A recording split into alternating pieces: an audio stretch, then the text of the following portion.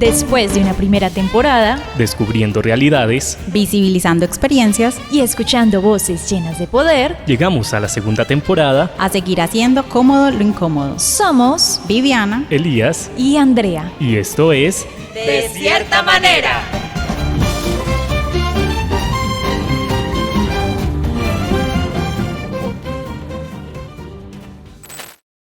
Hola, hola, hola. Esto es De Cierta Manera, un podcast hecho por 3 colegas y amigos que de alguna forma constantemente nos estamos cuestionando diferentes temas y que creemos que hay que hablar día a día, eso que consideramos incómodo.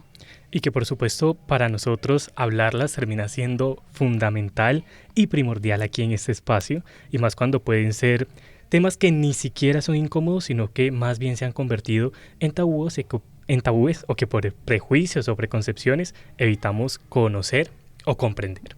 Hoy, Eli, y precisamente lo que mencionabas de tabús, creo que vamos a hablar algo que nos atraviesa a muchas personas biológicamente, pero que culturalmente ha estado rodeado de mitos y de eufemismos. Y por qué lo llamamos de mil formas y casi nunca le decimos como la palabra real, y por qué se convierte también en un tema vergonzoso, que ahorita ya les voy a decir qué es, además de que en la pieza ficcionada seguramente se van a dar cuenta, pero termina siendo algo hasta vergonzoso o que no se puede hablar abiertamente. Entonces hoy queremos abrir este espacio para desmitificar y para entender y para conversar. Recordamos que de cierta manera somos un equipo de 3 y en este episodio estaremos Elías, que me pueden encontrar en Instagram como Elías de Mendoza _, y Viviana, que me pueden encontrar como @VivianaOrtizV. Y le mandamos saludos a Andre, que hoy no nos pudo acompañar, pero que nos estará escuchando cuando salga el episodio este miércoles. Exacto. ¡No puede ser! ¡Te está saliendo mucha sangre! ¿Qué? ¡Dios ¿Qué? mío! ¿Qué? ¡Ay, Dios mío! ¡Dios me ampare! ¡Santo cielo! ¡Te sentaste en un clavo! ¡Idiota! ¡Tiene su periodo! ¡Ay, Dios mío! Oh, sorpresa, ¿de qué vamos a hablar? ¿De qué será? Imagínense que históricamente la menstruación se ha estado envuelta como en mitos y tabús en muchas culturas antiguas. Incluso el sagrado menstrual era visto como algo puro o poderoso, pero también luego se empezó a abordar como algo peligroso o impuro. Y estos dos extremos pues siempre han convivido y se han reforzado la idea de que lo menstrual debía tratarse con reserva e incluso con misterio. Lo cierto es que hay muchas creencias alrededor de la menstruación que no nacieron como de la nada. Entonces vamos a hacer como un viajecito en el tiempo, algo muy cortico, y es que en las culturas, por ejemplo, de los mayas y los nahuas, la menstruación era o estaba íntimamente relacionada a la luna y a la fertilidad. ¿Y por qué a la luna? Pues porque la luna tiene un ciclo de 29 días que refleja el mismo ritmo o ciclo menstrual. Eso era como identificado como que era una visita o una vista de una diosa que acompañaba el crecimiento de la vida y los ciclos naturales. En el Perú prehispánico, por ejemplo, se han encontrado vasijas que están grabadas con la luna y aparece dibujada también la luna sobre vulvas y sobre plantas, porque se ha identificado o se ha asociado la menstruación con la fertilidad incluso agrícola, es decir, con el crecimiento de las plantas. Y se sentía o se creía que la sangre menstrual se entendía como una fuente de vida para la tierra. Adicionalmente, para los mayas, los hombres tenían unos rituales, y era que en sus órganos reproductores fingían como o simulaban el sangrado porque les ayudaba a conectarse con esa fuerza fecundadora. A lo largo de los siglos estos mitos han resistido incluso con el paso del tiempo. En el Antiguo Testamento, por ejemplo, hay versículos o hay apartados que hablan de la menstruación y lo hablan como algo que contamina o ensucia, y por eso hay unas religiones que todavía se conservan, y las ortodoxas, por ejemplo, o anteriormente pues era aún más visto que las mujeres no podían ir al templo o al culto cuando tenían la menstruación. Y en ese momento pues también sucede que a veces tienen que esperar 7 días después del periodo para poder volver al templo o al culto. O a veces encontramos que, no sé, en la India no podemos ir si estamos menstruando para ingresar a ciertos lugares arquitectónicos. Hoy sabemos que la menstruación no es un castigo ni es algo de que nos debemos avergonzar las personas que menstruamos, y más en siglo XXI. Pero sí es un tema que creo yo, Eli, que hay que abordar con lupa, y por eso hoy nos acompaña una invitada muy especial que nos va a ayudar también a contarnos desde su experiencia y desde su conocimiento, pues cómo podemos hablar también de la menstruación, como quitando o desmitificando también todo lo que se ha construido socialmente alrededor de ello. Nuestra invitada hoy es Viviana Ramírez Loaiza. Viviana es psicóloga, es magíster en artes creativas y salud mental, es docente de nuestra universidad y coordina actualmente la especialización en psicología social comunitaria de acción psicosocial. Bienvenida, Vivi, muchas gracias por estar aquí, una tocaya en el episodio. Y queremos iniciar con una pregunta. ¿Por qué crees que la menstruación, a pesar de ser un proceso tan natural, incluso biológico, ha sido históricamente tan estigmatizada? Bueno, primero, muchas gracias por la invitación, a Elías, a Vivi, tocaya. Muy contenta de estar acá y más de hablar de estos temas, pues que ustedes saben que desde la psicología social comunitaria y los estudios de género convocamos tanto, ¿sí? Y con esta pregunta que me haces, creo que nos toca irnos como un poquito atrás para explicar en qué momento el cuerpo de la mujer empieza a ser sujeto de crítica, ¿cierto? Porque no solo empieza con la menstruación, sino empieza también cómo nos debemos de vestir, a quién le pertenece el cuerpo, ¿cierto? Y como tú lo decías antes, pues históricamente digamos que hay una... digamos como un quiebre en la historia cuando empieza como toda esta casi que política de la modernidad, y es que el cuerpo de la mujer empieza a ser concebido como un sujeto para el hombre, ¿sí? En ese momento es que la menstruación también empieza a ser un tabú, porque es eso sucio, ¿cierto? Es eso que impuro, ¿no? Entonces no merece ser la pena ni siquiera narrado. Cuando hablamos del cuerpo de la mujer, en todo lo que nos sucede, ¿sí? Digamos que la visión y el sistema que se empieza a fomentar a partir también de un proyecto como de modernidad, es que, digamos, el cuerpo de la mujer es digamos como una extensión del hombre, ¿no? Y en esa extensión del hombre, el hombre es quien domina el discurso, ¿no? Entonces, por eso hablamos de una sociedad patriarcal, que me gusta hacer esta aclaración porque a veces piensan que lo patriarcal es no sé, que estamos en contra de los hombres, o no, realmente es porque hemos estructurado una sociedad en la que ese gran patriarca es el dueño de, ¿no? Entonces es un dueño de la tierra, es el dueño del cuerpo de la mujer, y en este caso es el dueño de lo que nos pasa, digamos mensualmente, ¿cierto? Y empieza también a apoderarse de estos discursos. Cuando empieza a apoderarse de estos discursos es que empiezan a emerger un montón, que bueno, más adelante seguro lo hablaremos, como de expresiones que empiezan a estructurarse en la sociedad. Entonces digamos que el sistema patriarcal es el que empieza a fomentar un discurso específico, que es lo que llamamos como un discurso hegemónico, es decir, como dominante, que lo más peligroso es que se naturaliza. Entonces eso quiere decir que ya nadie empieza a criticar eso, sino que se empieza a reproducir. Perfecto, ahí ya que Vivi se iba a involucrar de una vez en esas creencias o en esas expresiones que coloquialmente hemos ido como apropiando socialmente, yo quiero preguntar no solamente a Vivi como invitada, sino también a Eli, que podamos compartir como aquellos mitos que conocemos y que crecimos escuchando, porque seguramente pues los tres no somos de generaciones o no nacimos el mismo año, no somos de generaciones tan separadas, pero hemos escuchado mitos o creencias que se han reproducido incluso desde hace más de 50, 60 años. Entonces no sé si Eli quiere iniciar con alguno. Listo, claro que sí. Pues nada, quisiera como de pronto retomar de esa parte histórica lo que ahorita Vivi nos comentaba. Todavía, bueno, no todavía, sino que una de las partes importantes de lo que hacía el pueblo judío cuando la mujer tenía el periodo es que la sacaban del campamento al desierto por 7 días. O sea, nadie se le podía acercar. Entonces, vemos que no era una cosa que era como hoy en día, que es personal, que no se quiere hablar, sino que tenía que ser público. Entonces, ¿hasta qué punto hoy en día, por qué no es público? Antes sí era público, se normalizaba porque se sacaba a la mujer, pero al mismo tiempo no era normal porque no podía estar con las demás personas. Entonces ahí como ese juego y esa dualidad de realidades que encontramos.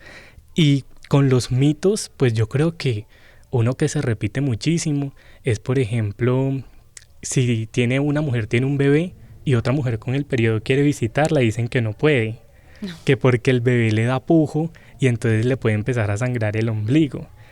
Y entonces, pues bueno, hay muchos que hacen caso, que dicen, no puedo ir a visitar al bebé porque tengo el periodo, entonces de pronto le hace daño. ¿Hasta qué punto de pronto la ciencia, ahí sí pues se sale de mi campo de conocimiento? No sé pues si es verdad o no. Pero es que hay muchos mitos relacionados a eso. Sí. Yo había leído también que era porque en el siglo XX, cuando estaban haciendo como investigaciones o hacían experimentos incluso con la menstruación, categorizaban la sangre de la menstruación como tóxica. Entonces yo siento que de ahí empezaron a construirse un montón de mitos respecto a esa toxicidad de la mujer cuando menstrua o de la persona cuando menstrua.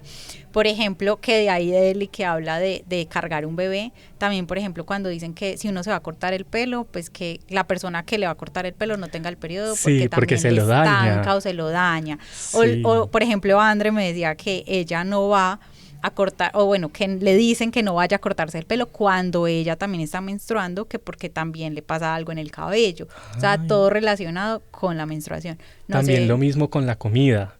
Antes las abuelas decían mucho, no, si va, por ejemplo, a revolver el arroz con leche y tiene el periodo, no se acerque, porque entonces la mujer que tiene la menstruación corrompe la comida. Imagínese. Sí. Es que yo siento que es muy interesante porque creo que el hecho de normalizar la menstruación, digamos que eso es una tensión social que tenemos, ¿no? Y es que digamos que aún se mantienen algunos rituales y ritualizaciones frente a la menstruación que como vienen de otro sistema de conocimientos, digamos que muchas veces como no sabemos desde qué lugar vienen, también nos causa como mucha curiosidad, ¿cierto? ¿Por qué no? Entonces, claro, desde nuestro sistema de conocimientos o digamos que desde Occidente, también se nos ha visto, es solo ver las campañas de hace como unos 15 años, 10 años de nosotras, o sea, era como la vergüenza total, ¿no? Entonces era la mujer que se manchaba, entonces... Y sentía pena en el transporte público. Exacto, entonces muestran toda la cara, especifican la cara de todo el mundo que en shock, como, ¿cierto? Entonces lo rojo representa peligro, toxicidad, y tanto así que todavía se usa la expresión de está enferma, ¿no? Entonces, hay está gente enferma. que la usa todavía. Sí, o sea, mi familia, inclusive a veces una amiga me dijo como así está enferma, y yo no, enferma no estoy. Exacto. Entonces, claro, ahí es interesante porque esa ritualización que hemos tenido con la menstruación ha tenido como muchas matices, pero cuando hablamos como de otro tipo de religiones o también de otros sistemas de conocimiento, algo que tú decías ahorita, que hace, por ejemplo, que se vuelva también público, o de hecho todavía se practica mucho, especialmente pues en algunas comunidades indígenas en Colombia, que la sangre se entierra, ¿cierto? Y eso es un símbolo de fertilidad, ¿no? De hecho pues sé que estamos hablando de la menstruación, pero por ejemplo pasa con la placenta, ¿no? Ahorita estamos haciendo un proyecto con parteras, entonces claro, nos decían que una de las causas de muchos suicidios de personas indígenas, especialmente mujeres indígenas, es que ya no se entierra la placenta, ¿no? Entonces digamos cómo esa conexión de, por ejemplo, enterrar la menstruación, ¿sí? De poder tener esa posibilidad, pues inclusive tiene una dimensión hasta de salud mental, ¿no? Pero pues para nosotros yo decir como, no sé, mi menstruación la voy a poner en mi matero, ¿no? Ya, pues veo a todas mis amigas y amigos mirándome como nadie le va a tocar esas plantas a Viviana. Sí, entonces desde ahí viene también ese origen de lo tóxico y lo sucio, y es inclusive cómo las mujeres podemos inclusive hacer contacto de la sangre, ¿no? Porque inclusive contactar la sangre hasta como un escozor, ¿no? Como el color. Eso también ha llevado, por ejemplo, con la copa menstrual, sí, a que muchas mujeres todavía no decían usarlo, porque tengo que tener contacto con la sangre. Sí. Entonces miren que eso inclusive atraviesa algunas prácticas que estamos tratando de transitar hasta por temas ecológicos de no hacerlo, porque todavía está muy, digamos, todavía teníamos esa estructura ahí de que es algo sucio. Sí, Eso. y otros más ritualistas también hacen mascarillas con la menstruación. Sí. Ya pues es algo de pronto que conciben como algo más de poder o algo más de conexión también como con su propio ser y su propio cuerpo, pero pues bueno, ya eso queda a cada quien, ¿cierto? Sí, además porque varía, como lo decía Vivi, como de la cosmovisión de cada cultura, entonces por eso hemos visto como ese tránsito de cómo incluso la menstruación se ha visto en como en polos o en extremos. Obviamente en este momento, pues yo me alegro cuando una persona abiertamente dice como me presta una toalla o me llegó la menstruación y lo dice como sin ningún tipo de vergüenza, porque en realidad no hay por qué avergonzarse por eso. Pero aún así yo escucho personas que se me arriman y al oído me dicen como, ay, tiene una toalla, es que me manché. Y lo dicen muy pasito, pues porque todavía eso refleja quizá cómo nos crían a Sí. nosotros, o porque socialmente vemos que, pues que si se manchó eso es algo negativo, lo que ahorita decía Vivi con las campañas publicitarias, por ejemplo. Yo creo que se ha transitado un poquito, pero aún nos falta socialmente.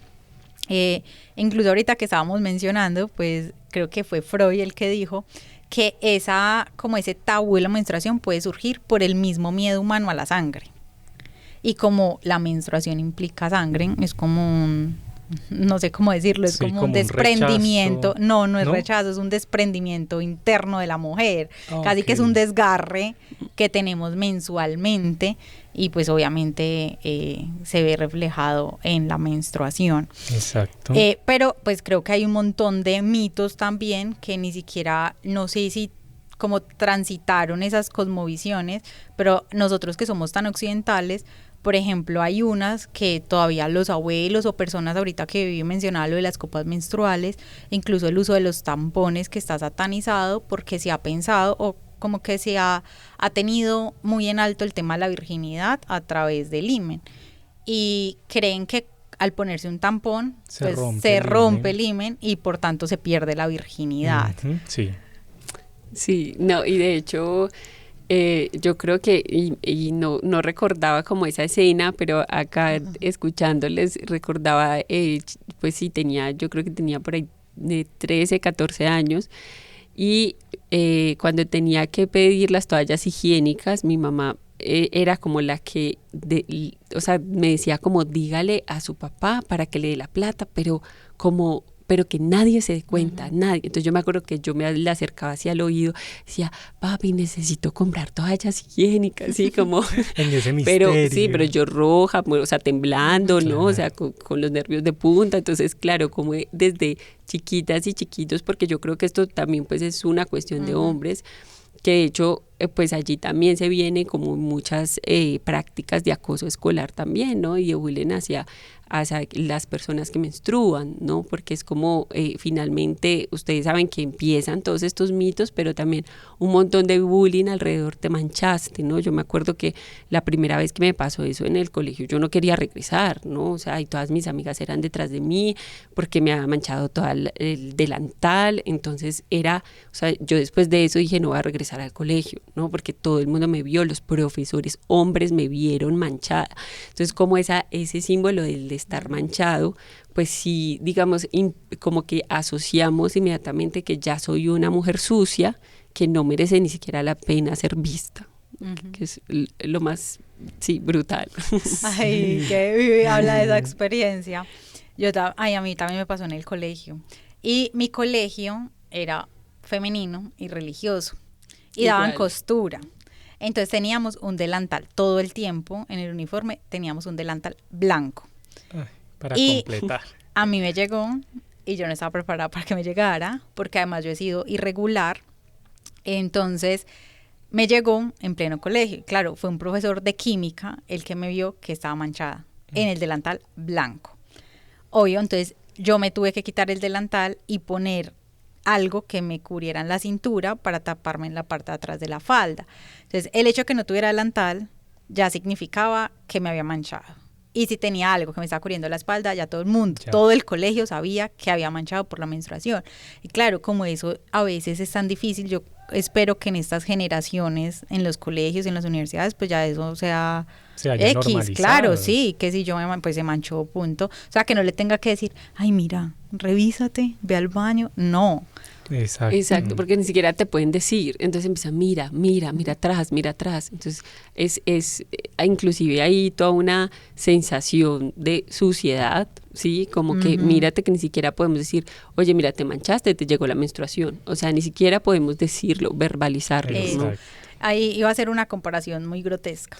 Y es que a veces termina siendo más fácil como decir, mira, Eli, tienes un moco, a decir que se manchó. O sea, imagínense también como en la sociedad en la que estamos como creciendo, que unas cosas pueden ser más cómodas que otras, que biológicamente pues son naturales. Exacto, y no estamos concluyendo, pero yo siento que es algo que para este momento ya se debería normalizar. O sea, a todas las mujeres les pasa todos los meses y es algo que está presente en la cotidianidad. O sea, mencionarlo, negarlo, invisibilizarlo, es como tratar de creer que no existe.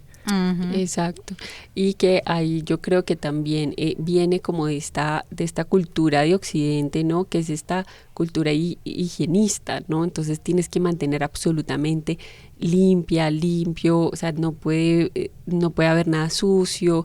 Entonces, claro, viene también como de esa tradición que cuando tú vas, y que fue una de las cosas que más me impresionó trabajando con comunidades indígenas, y es que finalmente, ahorita cuando mencionabas lo de Freud, ¿no?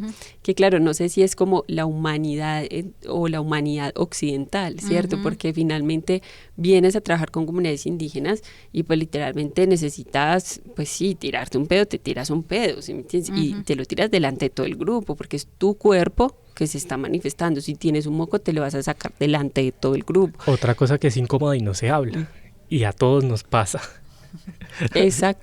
Exactamente, entonces claro, la cultura higienista te hace pensar como no puedes hacerlo. Entonces con la menstruación más, y más cuando es roja, visible, entonces peor aún, ¿no? Y teniendo en cuenta que también la menstruación es salud. O sea, es un signo de un cuerpo sano, no solamente por lo que sucede hormonalmente, sino por todos los aspectos. Justo en el episodio pasado que hablábamos de trastornos alimenticios, pues la invitada nos contaba que ella sufrió trastornos alimenticios y el periodo le dejó de llegar. Y eso significa que no estaba saludable. Exacto, había un problema allí. Pero hay otros mitos que no tienen que ver ni siquiera con el hecho de que es vergonzoso, sino, por ejemplo, que el ciclo menstrual se empieza a sincronizar cuando yo estoy constantemente con una persona. Entonces, ya sea con los compañeros de trabajo, con los amigos, con la familia, pero entonces se empieza como a crear que nos llega en la misma semana, por ejemplo. No sé si ha escuchado eso, si le ha pasado y que crea que se deba.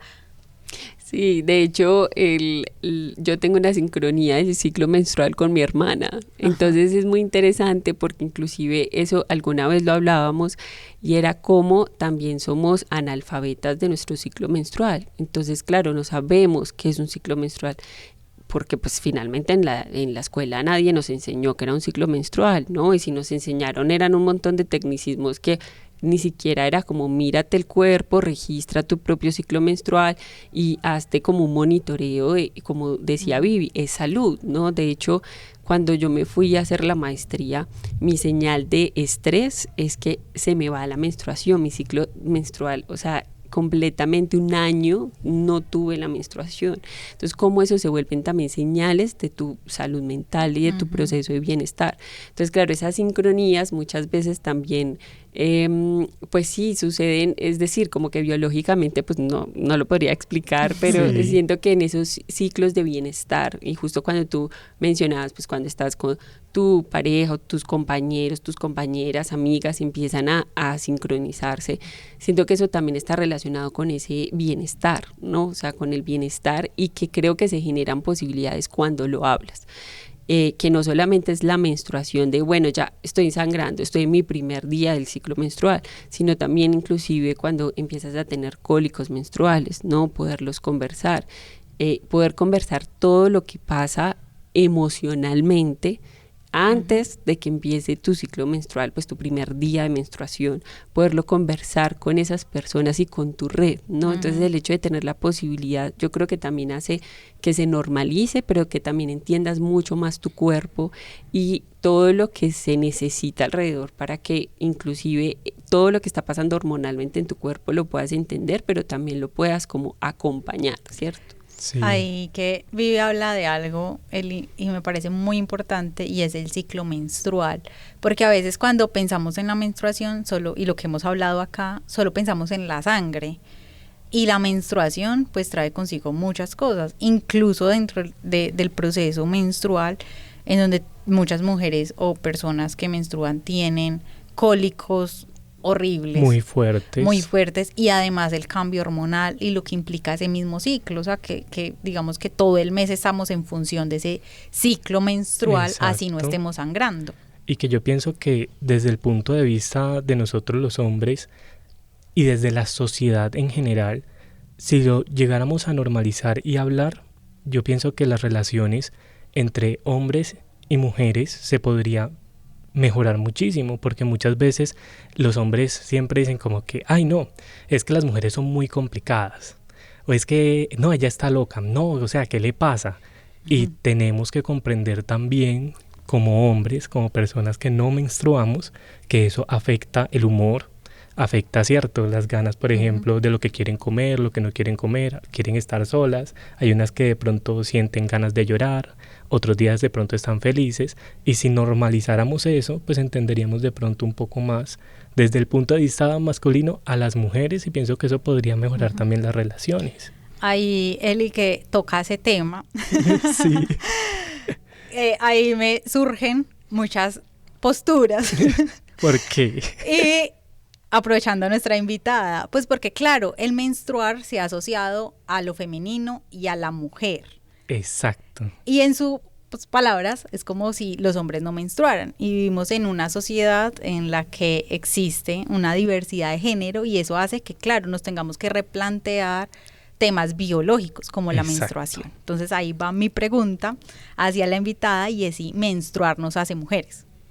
Sí, esa pregunta es muy interesante, y justo escuchando a Eli también, porque además que es interesante traerlo, porque justo hace 15 días tuvimos un conversatorio sobre violencia ginecobstétrica en la especialización, y no nos dimos cuenta que nuestro discurso fue supremamente como, pues, digamos, cisgénero, ¿cierto? Como decir, bueno, acá están las mujeres que menstruan y que van al ginecólogo, a la ginecóloga, entonces, que tuvimos las violencias, pero claro, al final se nos acerca un hombre trans y nos dice como, hubiese sido tan interesante que hubieran traído las violencias que tenemos que vivir cuando yo voy al ginecólogo, y nos contó una experiencia horrorosa, ¿no?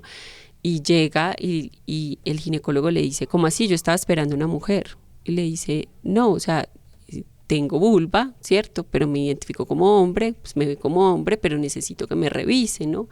Inmediatamente el ginecólogo le dice, no te va a revisar, porque si acá aparece un nombre de mujer, no te puedo revisar. Entonces, claro, es una violencia que finalmente él, pues obviamente se pone muy molesto y le dice, o sea, yo estoy utilizando un servicio que se lo tienes que dar a todas las personas, ¿no? Entonces, claro, inclusive personas que se identifican como mujeres pueden ser no menstruantes, ¿no? Entonces ahí ya tenemos como una conversación del sexo biológico que finalmente sí genera unas diferencias hormonales, ¿no? Pero también la manera como nos identificamos. Entonces, claro, la pregunta es como, ¿qué nos hace ser mujeres? Es una pregunta por la identidad, ¿no? Entonces, mi sexo biológico puede ser hombre, pero me puedo identificar como mujer, entonces eso hace que pues no menstrue, a no ser que pues haga ya todo un proceso de transición y sí, como biológica, pero inclusive, bueno, eso tiene como otros retos. ¿Y qué pasa? Claro, cuando digamos que cómo identificamos, y eso era un dilema también que había, como entonces las mujeres ya no nos llamamos mujeres, sino personas menstruantes, ¿no? Sí. Entonces, claro, es como, listo, sí, me identifico como mujer, mi sexo biológico es mujer, entonces eso hace que pues me identifique como una persona cisgénero, es decir, que corresponden como la identidad con el sexo. Pero también tenemos personas que se identifican mujeres, ¿no? Como les decía ahorita, o que se identifican como hombres, pero su cuerpo, su sexo biológico es mujer y por tanto van a menstruar, que ahí también surgen otro tipo de violencias, ¿no? Sí. Porque claro, es como soy hombre y menstruo, como entiendo también mi ciclo menstrual desde esa identidad. Además, porque creo que se ha vinculado a la menstruación y mire que históricamente se ha relacionado a la fertilidad y como a la mujer nos han cargado también con el tema de procrear y somos la máquina de que genera hijos y la menstruación es como, no sé cómo decirlo, como el signo que podemos fecundar y crear vida, pues claramente quizá eso ha atribuido a que relacionemos muchísimo el género con el hecho de estar menstruando. Además de lo que estábamos hablando de si las mujeres son las que menstruan, pues teniendo en cuenta todo el tema de género, también a mí me causa mucho ruido el tema de la niñez, porque yo me acuerdo que cuando yo iba a menstruar, o bueno, que creemos que los que menstruamos somos en ciertas edades o hay un promedio más o menos, a mí me llegó la menstruación a los 14, creo, ya no sé, pero en mi época eso no era tan, o sea, para mí fue apenas, pero hay niñas que les llega a los 11. Sí, muy temprano. Exacto, y se ha asociado de que cuando a usted le llega la menstruación es como el paso a convertirse mujer, pero concibiendo la mujer como la persona como que hace la transición de la niñez como a una vida que no es adulta, pero que puede embarazarse. Sí. Y que sucede en el discurso, que a veces yo escucho, por ejemplo, o veo comentarios en redes, no sé, de una persona que abusó sexualmente a una niña y colocan como, ay, pero ni siquiera ha menstruado. ¿Y qué tiene? O sea, ¿qué diferencia hay si menstruó o no? Sigue siendo una niña. Y así fuera adulta, no deberían estar abusando sexualmente de otra persona. Pero entonces también está como esa, no sé, como ese sentido de la menstruación a ese paso de la niñez como a otra cosa.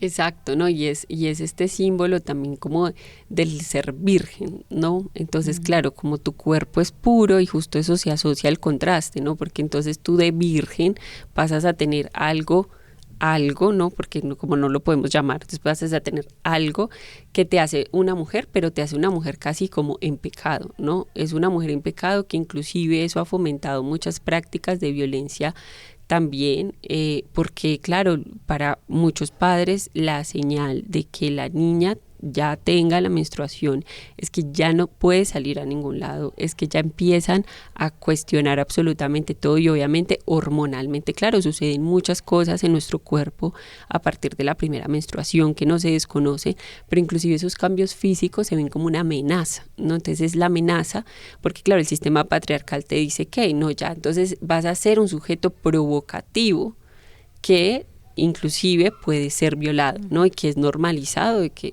pues pueda ser violado. Pero entonces, ¿qué pasa si no tienes la menstruación? ¿No? Pues es que eras la niña, entonces ahí sí ya la sociedad lo ve lo ve mal, ¿no? Porque es como este símbolo de la Virgen, estás tocando un cuerpo virgen, puro. Sí, no. Qué complejo porque claro, no se puede negar ese cambio y esa concepción que se tiene acerca del paso de ser niña a convertirse en mujer.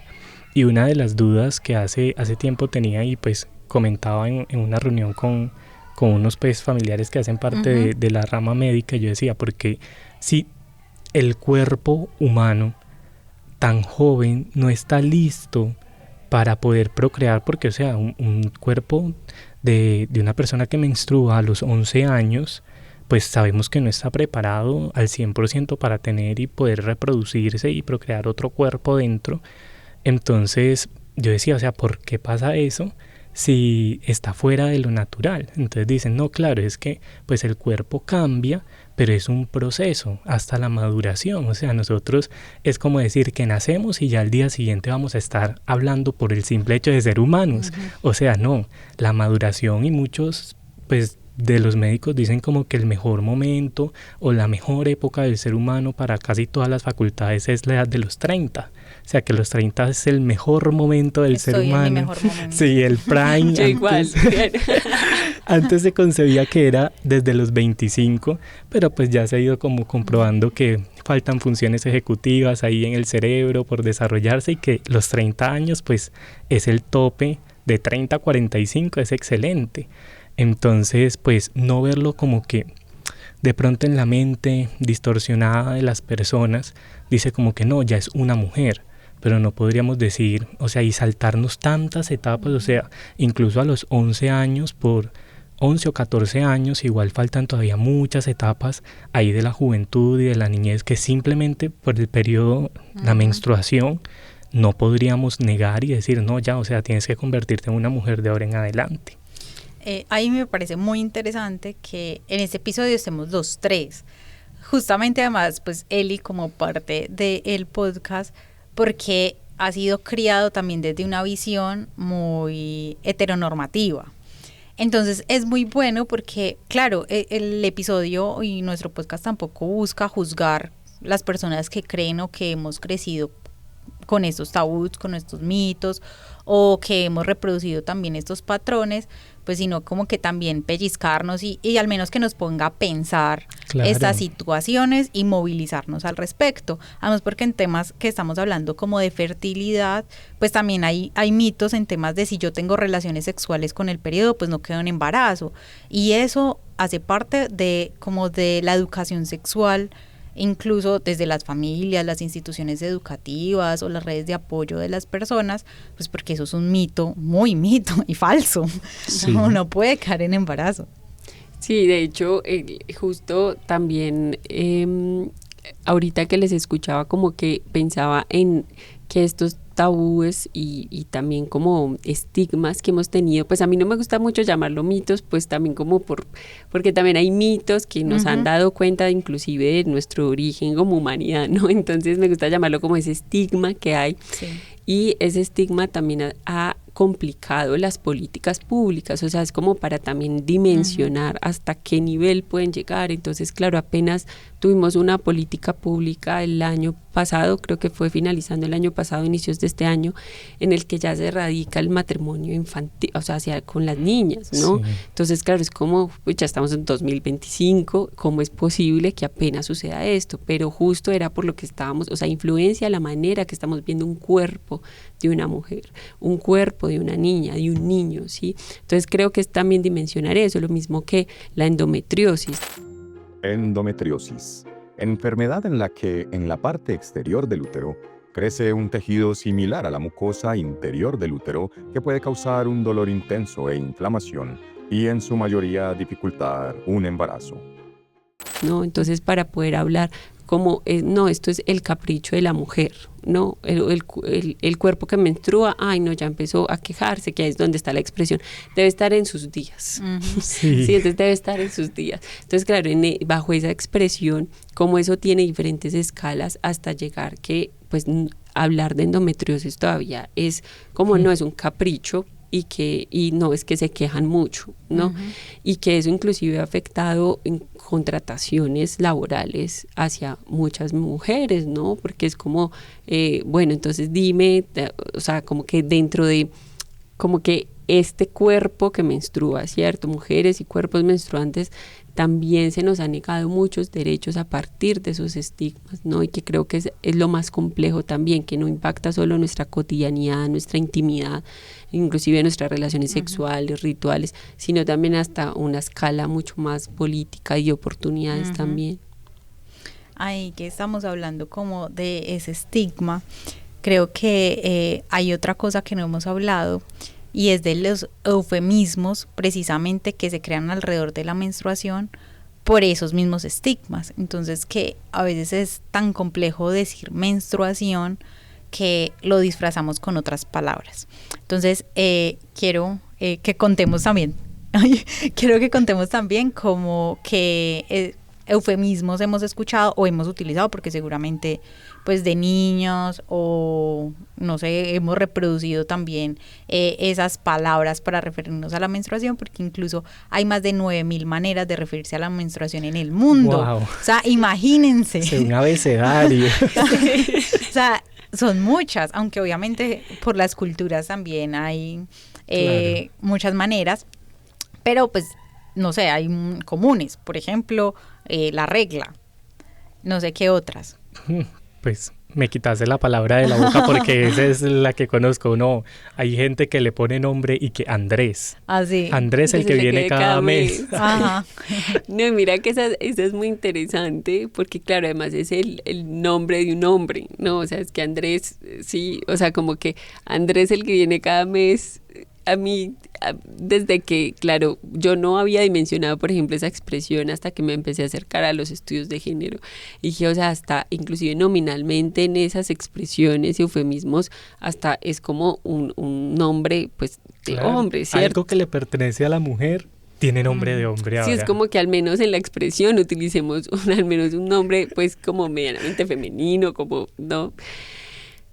Sí, yo creo que sería como regla o estás enferma, ¿no? Es que no se me viene ahorita como otras como eufemismos que hay.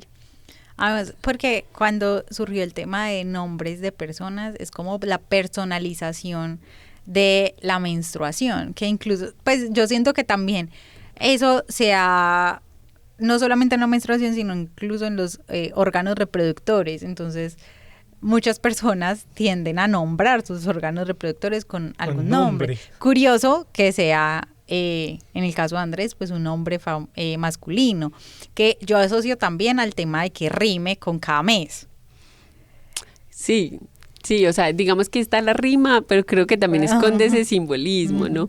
Y yo creo que justo ahorita, Vivi, que mencionabas de la educación, pues a la sexualidad, ¿cierto? Para la sexualidad, pues ahí también dice muchas cosas, ¿no? Que yo no pueda decir ni vulva, ni pene, ni porque eso son palabras sucias, ¿no? Y que de hecho también desde chiquitos nos dicen como no pronuncie eso. Pues finalmente, claro, yo entonces le digo flor, le digo, no sé, sí, o sea, sí, como que hay un montón de nombres. La cosita, me duele la cosita, sí, ¿no? Es como... Los entonces, dulces, ¿sabía que hay gente que le dice? Yo nunca había escuchado que cuídese los dulces. Ya saben, si les dicen eso... Por eso dicen, se comieron los dulces. Ah, sí, claro, se comieron los dulces. Entonces, claro, yo creo que esa educación para la sexualidad es vital porque además como en casos de abuso, pues sí hemos demostrado que sí es mucho más fácil explicar la experiencia y darme cuenta cuando he sido abusada o violentada con mi cuerpo, cuando conozco los términos, ¿no? Entonces, claro, cuando me han dicho la cosita, la flor, entonces cuando algo le pasa a mi cuerpo, alguien está transgrediendo con mi cuerpo, es mucho más difícil narrarlo, contarlo. Entonces, por eso siento que es vital, o sea, narrarlo con las palabras que deberían ser, ¿no? Yo creo que ya es diferente y bueno, yo que me moví un poquito como como más como por ciertos cosmovisiones también indígenas, especialmente en el sur del país, y es como decimos, no, la lunita, ¿no? Como que tengo la lunita, pero creo que ahí esa es una expresión que finalmente se está como ajustando o tal vez como apropiando a ese ciclo lunar que tú lo planteabas y que de hecho hay unos rituales específicos en ese ciclo lunar, ¿no? Entonces no es esconderla, sino entender qué rituales empiezan a partir de ese ciclo lunar que está en sintonía con tu cuerpo. Ay, no sé, Vivi, también que hablemos del papel que tienen los hombres en romper quizás esos tabús, esos estigmas de la menstruación y porque también es importante que se involucren dentro de estas conversaciones. Sí, pues de hecho yo creo que justo esto me hace recordar en la electiva de género que enseño, que para mí pues fue muy retador porque claro, cuando vengo de un sistema supremamente heteronormativo, sí, que finalmente nunca me he cuestionado eso, entrar a cuestionar. Yo recuerdo cuando en clase estaba tratando de explicar, por ejemplo, la diferencia entre orientación sexual, identidad de género y sexo biológico. Había un estudiante que me miraba y me decía como, profe, esto es como así un rompecabezas, o sea, yo puedo ser hombre y mujer, yo no, entonces que yo lo veía en la confusión, era una confusión extrema, pero creo que en esa semilla de la duda que le queda a él, después justo ayer que hicimos la coevaluación, él me decía cómo esto también, o sea, pensar por ejemplo la violencia hacia las mujeres, hacia las personas trans, también me hace pensar frente a mi identidad, ¿no? Y con esto a qué voy, que yo creo que la menstruación es como una de las muestras, ¿no?, que tenemos de la sociedad patriarcal en la que estamos, ¿no? Entonces, claro, finalmente podemos decir, no, es una cosa de las mujeres, y además, que ahorita lo decíamos, no es una cosa solo de las mujeres, ¿sí? Hay hombres que menstruan también, hay personas no binarias que no se identifican ni con hombre ni como mujer y menstruan. Entonces, claro, frente a esas identidades, ¿yo cómo me posiciono, no? Pero para yo saber cómo me posiciono, también tengo que confrontar mi propia masculinidad, porque si soy de esas personas que reproducen, ya estar en sus días, no le hable porque ya está en sus días. Entonces, claro, cómo reproduzco esos estigmas que al final no me doy cuenta, eso cómo inclusive involucra tomas de decisiones, ¿no? Digamos con mi compañera, con mi compañero, en mi cotidianidad, las violencias que reproduzco. Entonces yo creo que la invitación inicial es cómo yo confronto ese sistema patriarcal que me hace reproducir no solo cuestiones relacionadas hacia esa toxicidad supuestamente que tiene, ¿no?, la menstruación, que de hecho también muchos hombres lo dicen, ¿no?, que no, qué asco, yo no me acostaría con alguien que esté menstruando, o sea, como que no, y eso también pasa, digamos que esos episodios de vergüenza en la sociedad, pues los tenemos que narrar y conversar, ¿no? Entonces yo creería que esa primera invitación es cuestionarnos inclusive esas masculinidades que nos hacen reproducir estos estigmas, no solo hacia la menstruación, porque si pienso hacia la menstruación, pues seguro hay otros estigmas alrededor, claro, que me hacen también reproducir prácticas muy violentas en mi discurso, en mi comportamiento, ¿no? Y que lo más importante es sembrar esa semillita de duda, como bueno, ¿yo por qué estoy diciendo esto? ¿Yo por qué lo estoy nombrando? ¿Por qué lo estoy diciendo hacia otra persona? Es como también el objetivo de estas conversaciones, porque yo siento que en este momento pues somos muchas las personas que ya no sentimos vergüenza de decir estoy menstruando. Y que el poderlo expresar hace que la otra persona, aunque se sienta incómoda, pues le quedó esa semillita que decía Vivi, y decía, pues es que si a ella no le da pena, pues a mí tampoco. O sea, como que se vuelva también una forma de apertura y de generar como de sensibilizar al otro y a la otra persona respecto a esos temas que pueden estar tan estigmatizados. Que ahí, con todo lo que ha mencionado Vivi en este episodio, también es bueno que en algún momento, si nuestros oyentes quieren, pues ahondemos un poquito más en temas de identidad de género, porque claro, estos estigmas pues pueden ser también muy confusos para las personas que no conocen la identidad de género. Nosotros tuvimos ya episodios que los invito a que los escuchen, con un invitado drag, con una persona que habló de salir, o qué significa eso de salir del closet, y también hemos abordado un poquito quizá de identidad de género, pero sé que también termina siendo muy complejo entender quizá todas las siglas de lo que significa LGTBIQ+, de lo que significa ser no binario o incluso hasta cisgénero, así seamos cisgénero. Entonces, si quieren, pues podemos hacer también otro episodio. Claro, y que termina siendo educativo y necesario porque no podemos negar la realidad y quienes conviven con nosotros en esa realidad. O sea, debemos abrirnos a entender, por ejemplo, a partir de ahora, de este episodio, que los cuerpos que menstruan. Y pienso que una forma de aportar, bueno, aquí como Vivi hizo ahora la pregunta de cómo los hombres podríamos vincularnos, pues que los que no menstruamos podamos ser ese lugar seguro para las personas que sí menstruan. O sea, darle esa normalidad a este proceso biológico, natural del cuerpo, como nos da hambre, como nos da sueño, como hacemos cualquier cosa del día, pues normalizar estos espacios. Y como Vivi decía ahora, o sea, cuando se verbaliza, también da esa apertura para que la otra persona diga, aquí es normal. O sea, si aquí se menciona y aquí se habla libremente, yo también lo puedo decir. Entonces es una forma de dar apertura y ser un lugar seguro para quienes sí menstruan. Sí, y yo creo que a propósito que Vivi menciona eso y que hemos dicho mucho del sistema heteronormativo, inclusive puede que los oyentes no conozcan inclusive que es un sistema heteronormativo, ¿no? Y que ahí hay todo también un entendimiento de qué es lo que nos hace sentir cierta vergüenza, ¿no? O mucha vergüenza también en muchas cuestiones. Entonces, claro, es como un sistema que está hecho para lo heterosexual. Yo recuerdo una vez como un episodio que le preguntaban a las personas, ¿cómo usted es heterosexual? Y decían, no, ¿qué tal? Sí. ¿Qué tal? Yo no puedo ser heterosexual. Entonces estamos también en una sociedad en la que creo que esta transición nos está permitiendo entender y profundizar que la identidad de género no es solo como los otros, ¿cierto? Yo como entiendo la identidad de los otros, sino como nos entendemos como sociedad, ¿no? Y que también la identidad de género no es solo como algo caprichoso, no como, no, mañana ya voy a ser hombre, no, sino que realmente son experiencias de vida que se atraviesan por muchas cuestiones que debemos de entender, ¿cierto? Y que eso también marca nuestra existencia. Entonces creo que también es una invitación bonita para que este episodio sobre menstruación pues nos permita como también leer, profundizar un poco más, inclusive qué son las masculinidades, ¿no? Y cómo también nos estamos reinventando las masculinidades ahora.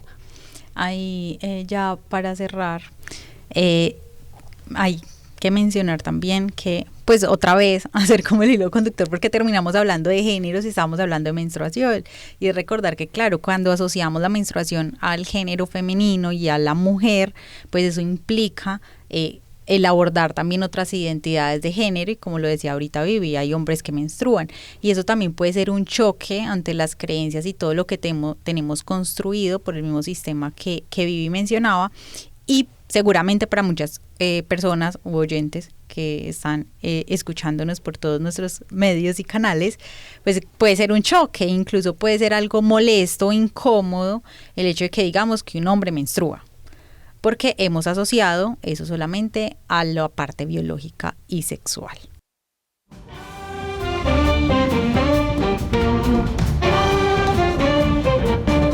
Agradecemos a nuestra invitada Viviana, muchísimas gracias por ese conocimiento, por este espacio, por esa apertura para poder también educar a través de estos micrófonos de cierta manera. Las voces experimentales por Cristian Boorques, música y efectos por Alejandra Marín y Luis Fernando Calle, pieza ficcionada tomada del canal de YouTube Sliving Cine. Producción y postproducción por Radio UCP y el Centro de Innovación Educativa de la Universidad Católica de Pereira. Si tienes algún tema que podamos abordar, no dudes en escribirnos a nuestro Instagram @CIE_UCP y en nuestros canales de Spotify, Apple Podcast y YouTube como De Cierta Manera. Y esto fue De Cierta Manera.